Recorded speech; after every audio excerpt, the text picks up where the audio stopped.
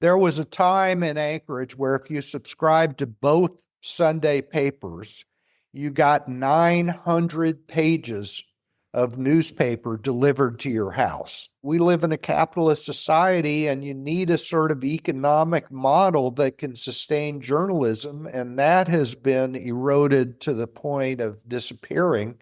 It's essential to have some sort of check on the government, to have independent sources of information, to have somebody asking the rude questions about who's doing what, how, and when.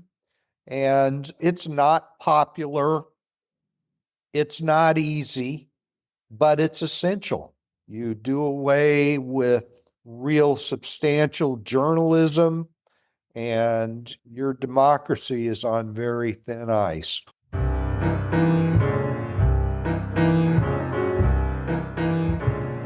Welcome to the East Anchorage Book Club. I'm your host, Andrew Gray. The purpose of this podcast is to tell the stories of Alaskans of interest and importance. Today, our guest is former editor of the Anchorage Daily News, Pat Dougherty. Born in 1950 as the eldest son of an Air Force pilot, Pat never found a long-term home until he landed in Anchorage in 1975 to take a job as a sports reporter at the Anchorage Times. Once he transferred over to the ADN in 1980, he worked his way up the ranks and found himself as the editor of the series that won the 1989 Pulitzer Prize. The ADN has won 3 Pulitzer Prizes. Only 3 U.S. papers have won more Pulitzer Prizes than the ADN. But Dougherty fears the ADN's best days are behind it, as is true for most legacy newspapers in our country. We discuss the current media environment in Alaska, including the influence of blogs like Must Read Alaska and its founder Suzanne Downing, and the Alaska Landmine and its founder Jeff Landfield, as well as other more traditional news outlets like Alaska Public Media and the Alaska Beacon. Pat Dougherty, welcome to the podcast. Thank you. Glad to be here.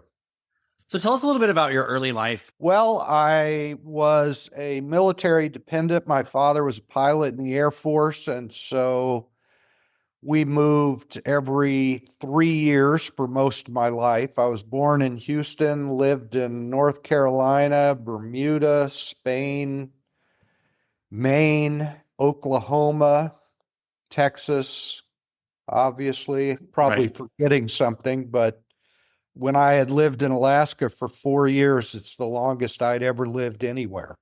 So did you make friends when you were growing up, or did you try to avoid it since you knew you were going to have to leave it at pretty soon? Well, you do make friends, but it's hard. I'm not the most outgoing person. And so, yeah, you're constantly in a position of having to make new friends. That's a challenge. And what was it like growing up with a military dad? My dad was very military, and in our house, there were officers and men, and the men did what the officers said. But it was interesting. I got to live in Spain for 3 years. That was cool. I got to live in Bermuda for 3 years. That was great. So it's kind of a mixed bag, some good, some less good. What did your mom do? She taught second grade for, I think, 25 or 30 years. Did you have siblings? I have 2 younger brothers, one 3 years younger and one 6 years younger. One's a retired attorney now, and the other one was a financial officer at a large oil field services company. Did your parents have thoughts about what their kids should do when they grow up? Yeah, my dad wanted me to be a dentist. A dentist? Yeah. I'm not exactly sure why. I didn't have any interest in that. I was the firstborn, obviously, and, I kind of had a mind of my own, which didn't always make for easy going around the house, but I wanted to do what I wanted to do. Did you think that you wanted to work in journalism? No, actually, I thought I would go to law school, but when I was a sophomore at Baylor, was looking for a class that only met on Monday and Wednesday, that wasn't too early in the day, and that met my degree requirements. And I found this survey journalism course that was taught by really a tremendously talented teacher. And I took that class and I thought, this is interesting. I should find out more about this. So I took more journalism classes. I got on the student newspaper and never really looked back. You went to Baylor in Waco? Yes. Was your family religious? No. How did you end up at Baylor? Well, it had a reputation for a good law school, but I didn't fully appreciate what the Baylor experience would be like. That's definitely true. Well, what And was my the Baylor parents, experience like? Baylor was much more religious and more conservative than I would have naturally chosen. And for some reason, I never really thought about going to school outside of Texas. Were your parents very political growing up? My parents were definitely conservative. And so that became a source of friction in our family because that really didn't fit my approach to things. My father, as I said, was military, was sort of, you do what I said. And I was the guy who was always saying, well, why should I do that? Do you remember when you realized that your politics were different than your parents? I think it was really when I was a relatively young teenager and the Vietnam War was going full force. And that's the first real split that I recall, was strong difference of opinion about the Vietnam War. Well, you say that when you took this survey journalism class at Baylor and then went to work for the student newspaper, you kind of never looked back. Your brother did become an attorney. So what was it about journalism that made you completely abandon your plan to be a lawyer? I always was reasonably good with words. And so I had always had an interest in writing. And I got involved with the student newspaper and just found people I enjoyed being around, people whose minds I respected, people who were just interesting. How did you end up in Alaska? I had a friend who went to SMU and graduated a year ahead of me, and just on a lark, basically decided to get a job in Anchorage at the Anchorage Times. I was working for a little newspaper in Northern Virginia and living in DC. And he said, why don't you come up and work for me at the newspaper in Alaska? And I had literally never had a conscious thought about Alaska in my entire life. I was not one of these people who said, oh, I always dreamed of living in Alaska. And so I thought, well, yeah, okay. So yeah, I'll go to Alaska for a year and then I'll get serious about finding a real job. What year was that? That was 1975. Okay, so 50 years ago. Happy 50 years in Alaska. Thank you. I was going to mention that. Yeah, so you moved up in 75 to work at the Anchorage Times? Yes. I was a sports writer, and that was just because my friend who had a sports background had become the sports editor. I was never really very interested in sports reporting, but we did have fun doing it. And, the Anchorage Times was not a very good newspaper and didn't treat its employees very well. I got involved in forming a union at the paper and lasted exactly 2 years there, and then ended up going from there to work for a little alternative weekly called the Alaska Advocate. Did you really enjoy working there? I did. It was a fun group of people. It was kind of a newspaper which we had a sense of mission, really, to try to provide some kind of balance to the Anchorage Times, which was so relentlessly conservative and kind of basically a mouthpiece for the oil industry in Alaska. And I essentially became a co-owner of the newspaper by virtue of working for free, which I think I did for 2 years. How did you support yourself? I had a girlfriend and later wife who paid our bills. What was the Anchorage Daily News doing at the time, and how did it fit into the media landscape in the late 70s? Well, the Daily News was not doing very well. It looked like it might fold.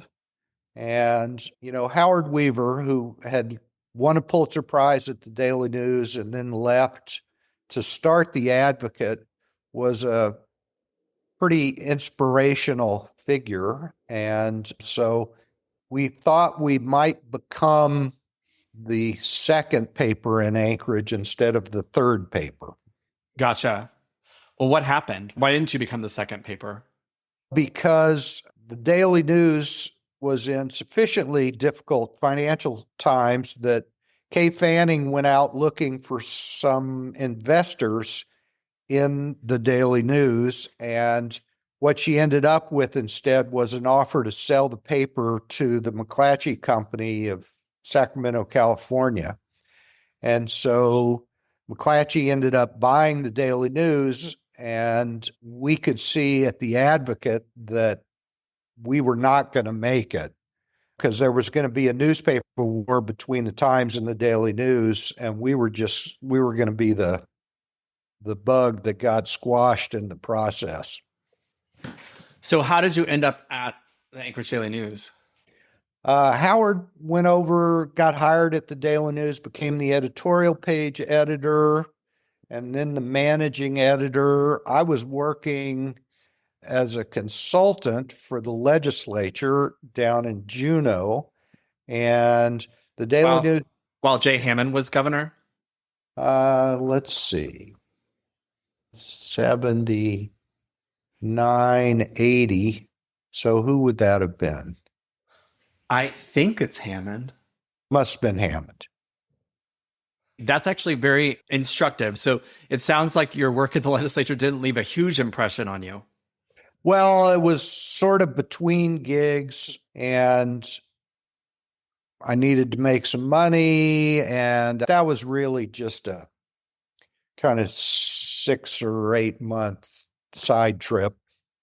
Gotcha. So Howard Weaver was at ADN. He was kind of working his way up, and then I assume he was able to hire his friends. Well, he put me on to a job, recommended me. The Daily News was going to start a weekend magazine. Uh-huh. And so they hired me to start that. It's called The Alaskans. Got it. So you came on to start the weekend magazine. Yes. And what was that experience like? Well, that was interesting. We got to do good stories, and it was a time when the Daily News was really building up. McClatchy bought the paper. I think they essentially assumed Kay Fanning's debts. I'm not sure they actually paid her anything. If they did, it wasn't much. And then McClatchy started investing in the paper. So we're hiring reporters and editors and photographers and artists and expanding the paper, creating a circulation department and advertising department. And so there was just tremendous growth going on at the paper. How do you think McClatchy knew that it was going to work in Alaska and that they were going to be able to compete and win with the Anchorage Times? Well, there's a story that not a lot of people know, in which before they decided to buy the paper, C.K. McClatchy, who was the head of the company, came to Anchorage to look around. And during his visit, he went to meet with Bob Atwood, the owner of the Anchorage Times. Owner of the Anchorage Times. And one of the things that Atwood shared, I think rather condescendingly, with CK was that a morning paper would never make it in Anchorage because of the cold and the dark and carriers and so he was running an afternoon paper and was confident that an afternoon paper was what was going to work in Anchorage. Well, McClatchy had been at the forefront of companies that saw that morning papers were the coming thing and was one of, if not the first major newspaper company in the country to convert an afternoon paper to morning distribution. And so, with something of an assurance from Bob Atwood that they would not go morning, which would have been the checkmate move, CK thought, okay, well, maybe we can make this work. And so they got into the morning position and things played out the way they expected them to. The one thing that didn't play out quite like they expected, they were not expecting to spend nearly as much money to fight the newspaper war as they did. So in the first year of ownership, McClatchy had budgeted to lose $1 million. And they lost $1 million the first month. Oh my God. What was the first year of ownership? I believe it was April of 78 or 79. Yeah, 1979. I just Googled it. Yep. Okay. So Kay Fanning had been the editor and publisher since her husband Larry's death in 71, and she sold it in 79. So you're doing this magazine on the weekends. How did you work your way up? And I guess I think of the 80s as being the 80s golden years, like just the time that you would want to work there. So can you talk a little bit about what that experience was like and maybe how it differs from what most people are familiar with at the ADN today? Well, this is relevant to what I was just saying about the cost of fighting the newspaper war. The thing is, McClatchy, once they were committed to it, spent a lot of money. And before the newspaper war was over, McClatchy had spent $100 million. Wow. Winning that war. They had to beat Bob Atwood, and then they had to beat Bill Allen before they finally were not in a fight. And so Bill Allen of Vico, yeah, he was pouring money towards Atwood because no. Bill Allen bought the paper from Bob Atwood. Oh, gotcha. Bob Atwood gave up the fight. Got it. And Bill Allen had a lot of money because he had just finished as the prime contractor on the Exxon Valdez oil spill cleanup. Oh, got it. Yeah. So anyway, McClatchy was obliged to spend a lot of money. And so I don't get it. Like, what are they spending money on? And what is the Anchorage Times spending money on? How are they competing with their funds? Primarily it's staff. Okay. Just hiring more and more reporters. It's producing big papers. Like fat papers with a lot of stories. Exactly. And advertising prices are rock bottom because they're competing on prices. So there was a time in Anchorage where if you subscribed to both Sunday papers, you got 900 pages of newspaper delivered to your house. That's how extreme it was. So, and we're spending money on travel and freelancers and yeah, I guess the things I've mentioned, advertising, right. Classified ad rates are rock bottom. I mean, you are competing on price for everything you're selling. And so that most people don't appreciate how much money, we used to say this frequently, don't appreciate how much money you can lose running a newspaper. I guess a golden age to be a reporter, maybe not the golden age to be the owner. I think that's correct. That's very. How did you work yourself up the ranks during that decade? Well, I guess I was just pretty good at what I did. The magazine was successful. I ran the copy desk. I was in charge of the photo department. I eventually was the managing editor and then later the editor. So did you take over from Howard? I did. Actually, there was an editor in between us. Okay. Who was sent up from Sacramento, was here for, I don't know, roughly a year and a half, didn't work out and ended up going away. Then I got the editor's job. Got it. So what year did you become the editor? Must have been around 96. What was your role in 89 when they won the Pulitzer Prize again? Well, I was the primary editor on that series, so I oversaw the reporting and the writing. I edited all the stories and played a role in what appeared and how it appeared. And How did you guys win that Pulitzer? What was the story it's about? we had started out to do a story about suicide. One member of the staff had said, "Are you watching the obituaries?" one day? And we said, "Why? What about them?" And he said, "You notice the names and ages of people who are dying?" And what he was seeing were a lot of young Alaska Native people. And so we started looking into that, and we were finding extraordinary levels of suicide and violent and accidental death, young people. Mm-hmm. And so we thought we need to go out and look into that. And we went out and started talking to people, and the reporters came back and said, all people want to talk about is booze. And so that led us into a project that was really about alcohol abuse, suicide, accidental death in the Alaska Native community, particularly in rural Alaska. Mm-hmm. So we wrote a number of stories about that. Really some extremely good work. I personally put together the Pulitzer Prize entry, and we entered it in the local reporting category, and the Pulitzer judges decided to move it into the category for overall excellence, which is the Public Service Award, and we won.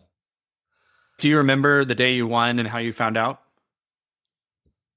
Let's see, the day we won, yeah, I was not actually in Anchorage. At the time, I was at Harvard University as a Nieman Fellow, and I got a call from Howard. We thought we had a shot at it, so I was kind of waiting to hear, and Howard called and said we won the Pulitzer Prize. I guess that led to you guys becoming a finalist the next year for your coverage of the oil spill. I didn't realize that you had to apply. You guys knew how to apply for Pulitzers because Howard had won 10 years before. Right. Yeah. I mean, you have to prepare an entry, and there are, there are a limited number of stories you can enter and other requirements about how to present your material. But you could submit something you've written for Pulitzer Prize. It's a completely open submission process. At least it was then. And people do that. What was the Nieman Fellow at Harvard? That's a pretty prestigious journalism sabbatical program. And in my case, I went through an interview process. Among the people who interviewed me was Bob Woodward from the Washington Post. The curator of the Nieman program was Howard Simons, who had been the managing editor of the Washington Post during Watergate. And they picked 12 American journalists and I think half a dozen international journalists to spend a year at Harvard. And you're not allowed to pursue a degree while you're there, but you're able to take classes. I took some classes at the Harvard Law School. I took a geology class from Stephen Jay Gould, and I met David Gergen, John Kerry, Julia Child, and a bunch of other people who just came and talked to our little group of a dozen people. Moving forward, what are some of your best memories from working at the ADN for your 34 years? Every day wasn't fun, but we had a lot of fun putting out the newspaper. We did just interesting things. We loved telling a good story, and we could do things like Tom Kazaya. Tom's a wonderful writer. As you know, we got to send Tom out to the bush and we told him, just go and find interesting stories. As a matter of fact, if you see news, turn away. Don't chase news. Go out and just find interesting people and tell us what they're doing. Right. That was North Country Journal.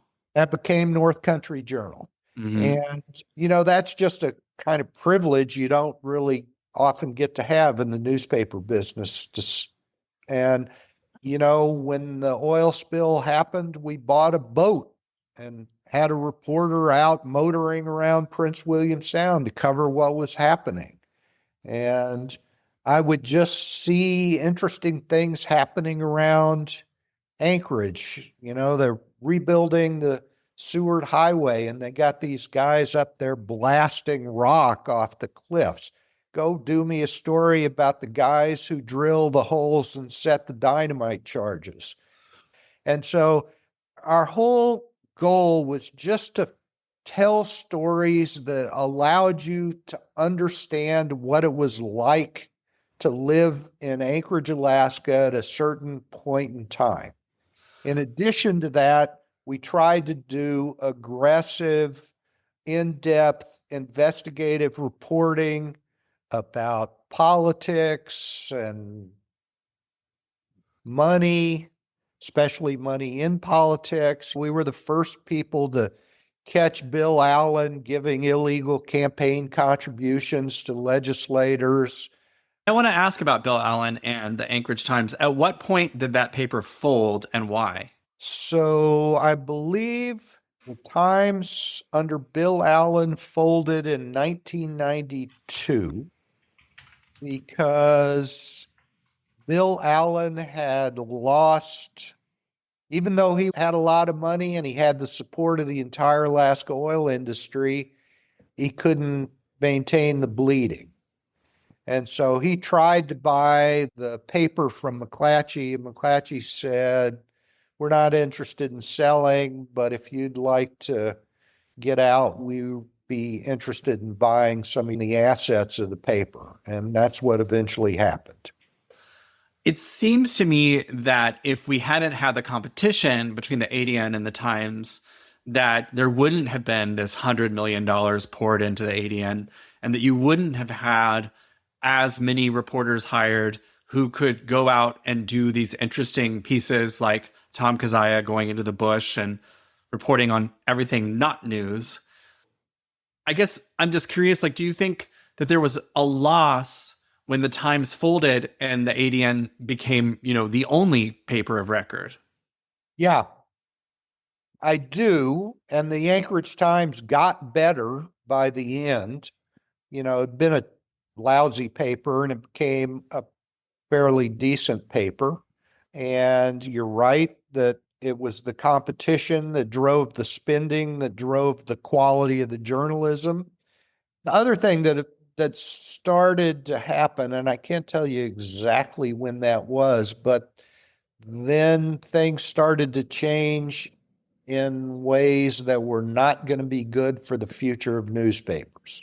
What started to happen that was not good for newspapers? I don't remember when Craigslist showed up, but Craigslist was really the beginning of the good old days for newspapers. Because it destroyed the classifieds. People didn't need the classifieds because they could just go to Craigslist. So we had, maybe 8 years there where things were just tightening up as we were trying to put more of a focus on making money instead of losing it. Right. And classifieds being the most lucrative part of a newspaper's business, the way things were. And a classified section is basically just a database printed on paper. Right. And so when you can turn that database into a digital database, you have made a better mousetrap. And so classifieds started to get eroded. There was digital advertising online that starts to eat into your display advertising business. And we went from losing money to making money to finding it more and more difficult to make money. Do you think that there was some reluctance as the internet became more ubiquitous, for papers to adopt digital publishing and to move their product online? Because I'm just thinking, like, hindsight's 2020, but if you guys had moved the classifieds online quickly, you almost could have beat Craigslist if you knew it was coming. If you could have created that online database before Craigslist moved into Alaska, there might have been the opportunity to sort of head them off. I'm just curious. Yeah, it's a good question. It's right on point with what was happening. But the thing is, for an existing business that's making a lot of money from classifieds, to eviscerate that in order to prepare for the next thing is very, very hard to do. And we would have been a remarkably far-sighted and daring company to do Right. that. And Right. I don't think that we were. So after you left the paper, there was articles from certain blogs saying that we always knew that Pat Dougherty was the far leftist. And you talked about your politics being different than your parents, which was conservative. How did you balance the types of stories that were being covered with your own personal politics while you were editor? My own politics really did not enter into it. And I know people find that hard to believe, but that's just the truth. I was looking for interesting stories that would be broadly interesting. And it's convenient to paint me as some sort of leftist running the newspaper, but it's just not true. And, I was thinking about how would I address this kind of question? And I would say go back and look at the coverage of Bill Sheffield. Mm-hmm. During his impeachment? Yeah, the scandal that launched his impeachment and coverage of the impeachment. And we were as tough on Bill Sheffield as we were on any other entity. People said, oh, you're going after Bill Allen because you're anti-oil. No, we were going after Bill Allen because he's a crook. Mm-hmm. And I think that time told the tale that indeed Bill Allen was a crook. He went to prison. So what were the politics of the coverage of Bill Allen? Politics were we're against crooks. Right. And so anyway, that is all such nonsense. We're for right and against wrong. That would be my politics. Got it. Did you interact with Suzanne Downing while you were at the ADN? No, I think she was an editor at the Juneau Empire. Juneau Empire. Was kind of a mediocre paper during her tenure, as best I can recall. And no, I knew her husband better. Uh-huh. That's Pat Yak? Is that? Yeah. Uh-huh. Pat Yak, I was introduced to by the journalism professor who taught that first journalism course that I took. Interesting. And I guess since we brought up Suzanne Downing, let's talk about the state of Alaska media today. We have the ADN much more downsized. I have my own personal concerns about Sean McGuire leaving, I guess, to become a commercial fisherman. Emily Goody-Kuntz going to work for Suzanne LaFrance. Tom Hewitt going to work for Guire Hopkins and Fairbanks. It just seems like so many of the folks that were writing the bulk of the stories are leaving. And I had Tom Hewitt on the podcast recently. He said it was for money. That once you pass a certain point, you're not going to live like a starving student anymore. And you start thinking about ways to make a real living. And he felt that money is just not available in journalism in Alaska today. Yeah, I think I was going to say exactly that. It has to do with the money that they're able to pay the staff. And I know the staff's discontented with the level of pay, and they're right to be. But right. The newspaper, I think, probably is financially as far as I know, doing the best that it can, but it can't do as well as we need it to. Well, you left the paper when Alice Rogoff purchased it from McClatchy. I listened to an Alaska Public Media interview with you at the time where you felt that McClatchy had had a pretty hands-off approach, that despite them being based in California, that it was a wholly Alaska paper, and that you actually had some concerns about this extremely wealthy woman coming in and buying it up and taking over. I guess, can you talk about your decision to leave the paper and how you think that all played out? Well, that was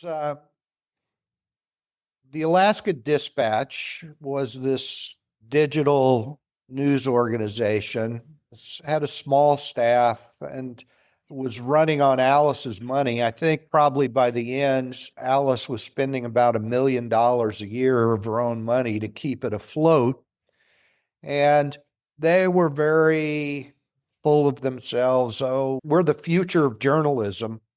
And the Daily News is not what it was, and it's failing. So anyway, there was a lot of talk like that. And meanwhile, we were making money, they were losing money. Eventually, Alice figured out that the Dispatch was just going to dry up and go away if she didn't get it appended to some sort of money-making enterprise. So she bought the Daily News. Alice didn't know what she was doing. She talked about great journalism. She didn't know what it was. She Right. had, And one thing that you pointed out that she had said was that she needed the advertisers to rally behind the paper. And you pointed out that that's a complete misunderstanding of what advertisers are purchasing ads in the paper for. They're not doing it to support the paper, they're doing it to sell their product. yeah, Alice had no idea what she was doing.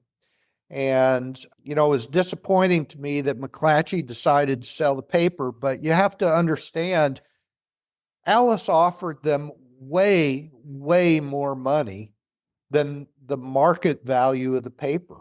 Right. And I think they would just not have been living up to their fiduciary responsibility if they had not sold it, because it was such a lucrative sale. And at a time that the newspaper business was getting tougher and tougher. But I knew I wasn't going to work for Alice and her editor, Tony Hopfinger, who had been a reporter at the Daily News and left and tried to come back, and I wouldn't hire him back because I didn't think he behaved ethically when he left. And I had said the one thing I needed to do was get my kid out of college, and she had graduated the year before, so I just took my severance package from McClatchy and left. Now it's 2014. Before we talk about the state of the ADN today, and my fears about reporters leaving, your 34 years, I think, would have been the time where you could support a family and send a daughter to college. Were you not as concerned about money? Was there ever any jealousy about your brother having followed your initial dream of becoming an attorney? Do you feel like you had the life that you wanted? I had the life that I wanted.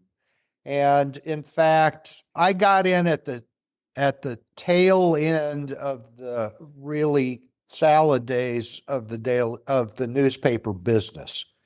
I had stock options that eventually became worthless, that had the newspaper business continued to thrive, would have been worth pretty good money. I think when the company went into bankruptcy, I ended up losing. That cost me personally $200,000.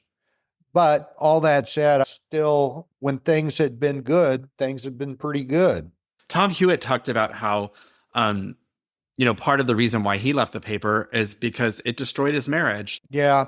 I think that, it was never during my time at the Daily News, it was never not true. Let's put it a different way. It was always true that you could have made more money by applying the skills that you had as a journalist to things outside the newspaper business. That was always an option and always a temptation. But I think that disparity became more egregious As time went by. as time went by and the newspaper business became more difficult. What were your thoughts about the Binkleys purchasing the paper from Alice Rogoff? I knew it wasn't going to be the newspaper it once had been. I was cheered by the fact that Ryan had the smarts to keep Dave Hewlin on as the editor. Mm-hmm. And that led to a third Pulitzer Prize Gold Medal. So that was a pretty good decision. But, I knew Alaska really needed the editorial voice of the Daily News or something comparable to be the one important voice in the community that was prepared to question things and to make counter arguments for the conventional wisdom or the prevailing point of view, and to question the political leadership of the state. And I think it has really worked to our disadvantage to not have that. And I never thought the Binkleys were going to make up for that absence. Do you feel like your fears have come to fruition? Yeah. I mean, I subscribe to the Daily News. I support the Daily News. I hope they stay in business. And, I wish them success, but it's going to be a different version of success than as I would have once defined it. When we talk about the ADN, and this is just my perspective being a legislator working in the Capitol, we do have ADN reporters in the Capitol. We also have Jeff Landfield. We do have Suzanne Downing doing a story every day, watching something online and doing a story that, although I would say that the common refrain from most people is that she doesn't have the readership that she thinks she does. But I'm telling you, I've heard it from my Republican colleagues, that people will call her on speakerphone during Republican caucus meetings to say, if we vote this way, will you not write a story about it? Literally cutting a deal with Suzanne Downing about whether they can go out and vote their conscience and not get attacked by her publication. And I feel, Jeff is in the meetings all the time. He's there. We do have a little bit of presence from Alaska Public Media. Eric Stone is a new reporter who does a good job. But I just feel like that from my perspective, it's almost half and half legitimate reporters and bloggers. And I sometimes feel like the bloggers are the folks who are getting more mileage out of the media atmosphere in Alaska, and that the legitimate reporters are getting less. That seems to be true as far as I know. I mean, I don't consider Suzanne Downing by any stretch of the imagination to be a journalist or a reporter. She is a propagandist, and apparently you can make a living doing that. Right. So, I've never read her. I'm aware of some of what she does. It's just not useful information. But it apparently, within Republican Party circles, as you suggest, it seems to be influential. That's a shame, but I know some people pay attention to it. And do you have feelings about the Alaska Landmine? They occasionally do some valuable journalism. I don't think of it as a news organization, but I don't know that I could say much more about it than that. As we get towards our close, with CBS firing Stephen Colbert just recently, after his comments about the CVS settlement being a bribe.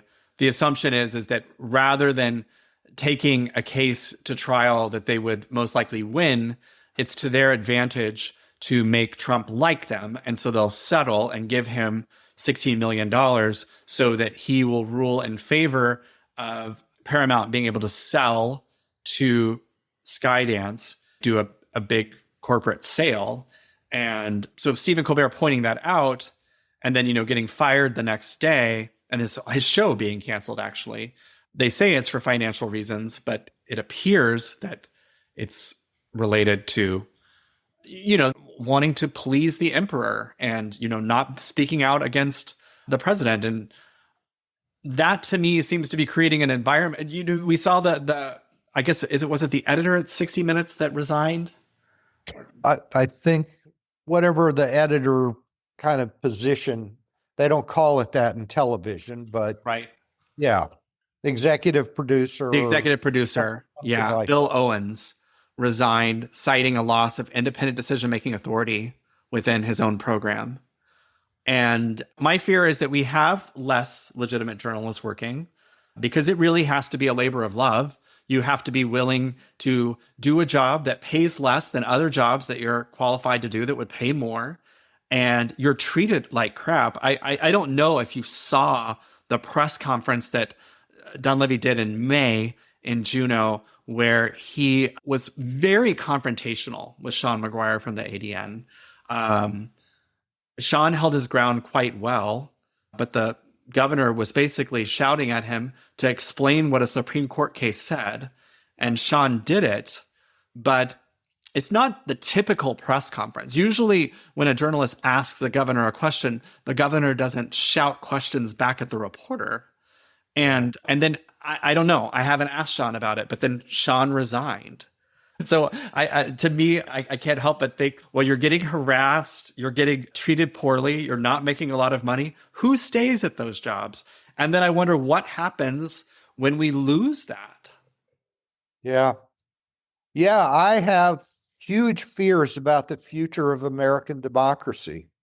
Something happens at least once a day that seems like a small chipping away at the actual process of democracy. And I'm not sure how it's going to be saved.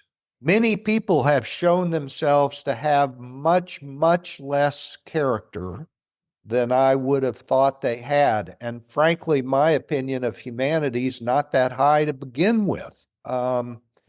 There is a real lack of courage in so many quarters that, people who don't seem to understand that democracy is actually at stake and that it's not some sort of God-given privilege that we own. Yeah, Can you say anything about the role of the media in maintaining a democracy?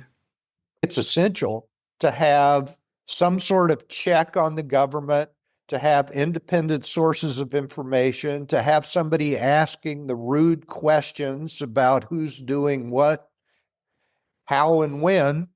And it's not popular. It's not easy, but it's essential. And I'm not impressed by a lot of the journalism organizations in their willingness to stand up and do their jobs. And I think individual journalists are not acquitting themselves well. Journalistic institutions are failing to do what they should. And I think, you erode the rule of law, you do away with real substantial journalism, and your democracy is on very thin ice. In Tom Hewitt's podcast, he talked about, in his new role as special assistant to Fairbanks North Star Borough Mayor Grier Hopkins, attending meetings where he would look around the room and realize that there was no journalist there. And he would think, oh my God, where are they? They should be here Because if people heard what I'm hearing right now, they would be very concerned. They would be alarmed. They would be angry. But there's no one here to report on it. Yeah. Yeah. And I can't see into the future where that really changes. Mm-hmm. Because we live in a capitalist society and you need a sort of economic model that can sustain journalism. And that has been eroded to the point of disappearing.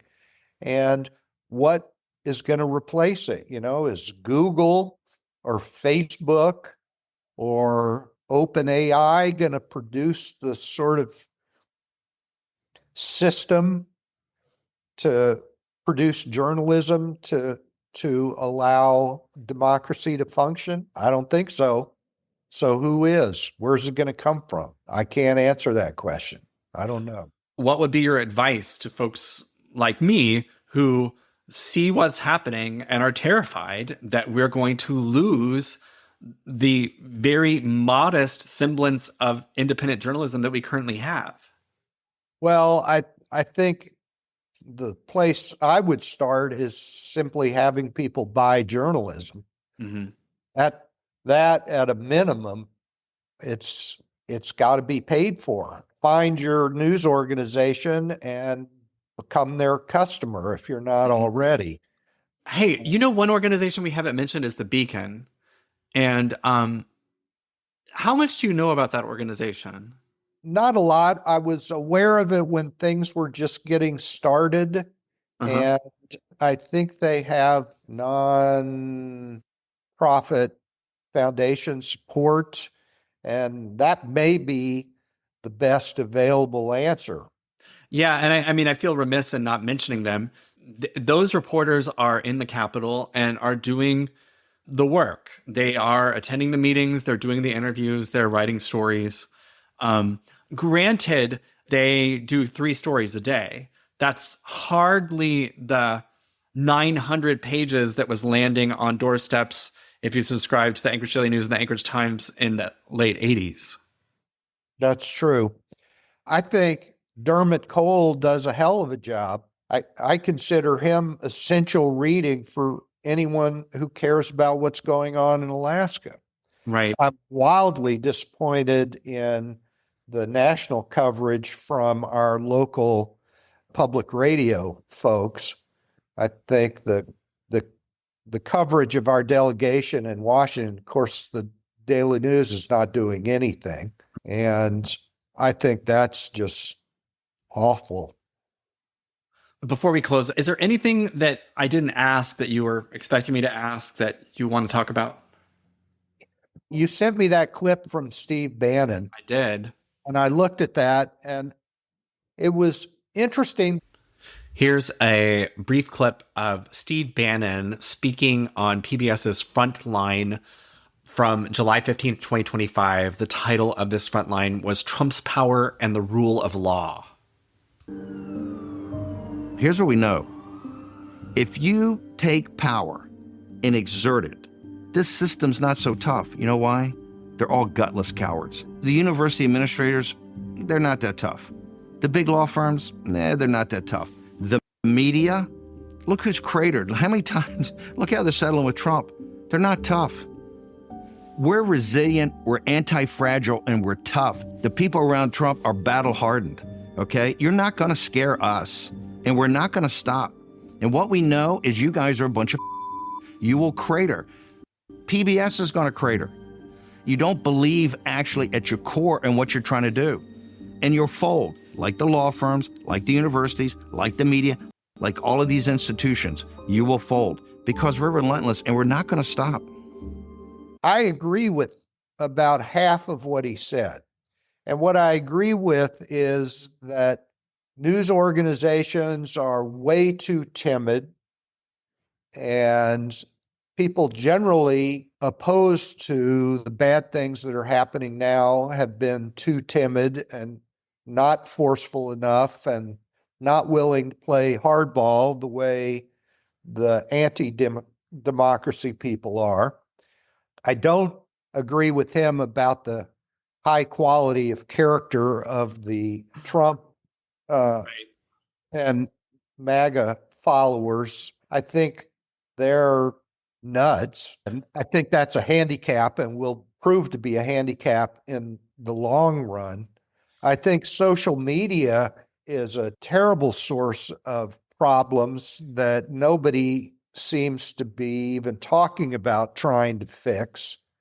What I've learned from social media that's most important is about a third of the country is batshit crazy.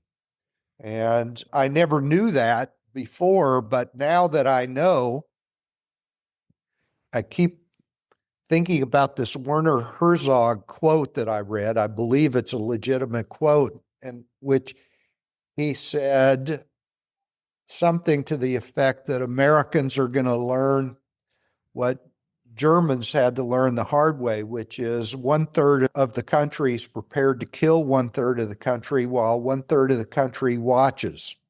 Werner Herzog, who's the German filmmaker. Yeah. Yeah. And I guess moving into art, do you have a book to recommend? Well, let's see. The latest book I've read was an old book by Robert Caro, but I'd never actually read it, about Robert Moses and basically the creation of modern New York. But what was interesting, The Power Broker.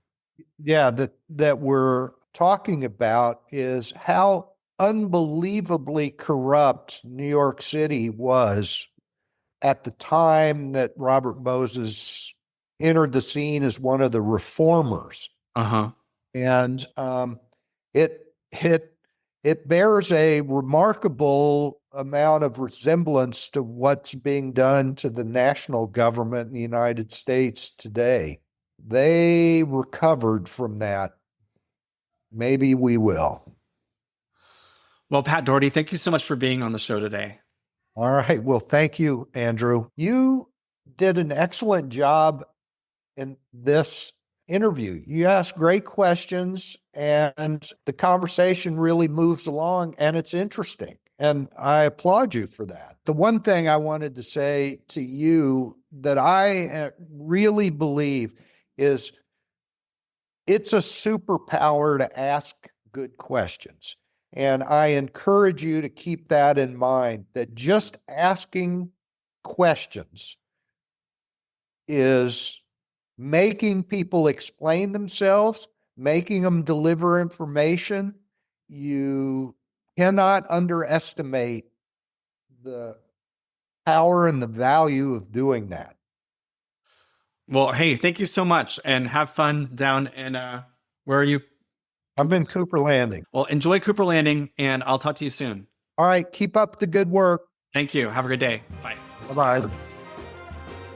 Thank you, listeners. If you like what you heard, please subscribe, rate, and review us.